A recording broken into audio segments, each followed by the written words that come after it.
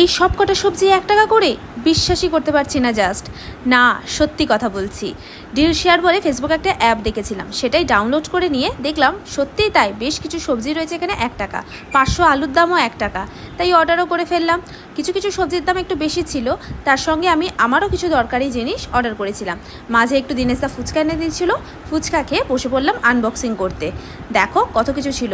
1 KG পেঁয়াজ, 500 আলু, এখানে ছিল গাজর ছিল 34 টাকা, পটল ছিল 1 টাকা, ঢ্যাঁড়স ছিল 1 টাকা, বেগুনটা ছিল 9 টাকা, তারপরে আপেল ছিল 85 টাকা, মানে 500 দাম, আদা ছিল 9 টাকা, ক্যাপসিকাম ছিল 34 টাকা, রসুন ছিল 9 টাকা।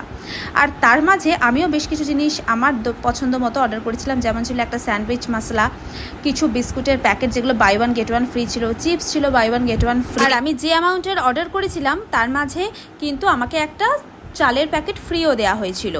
এখানে যে এই ডিটারজেন্টের প্যাকেটটা নিচ্ছিল, এটার দাম পড়েছিল মোটে 39 টাকা।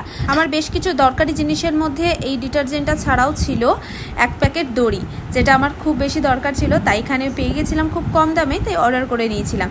এই এত জিনিস আমার দাম পড়েছিল মোটে 507 টাকা। কি ভাবা যায়?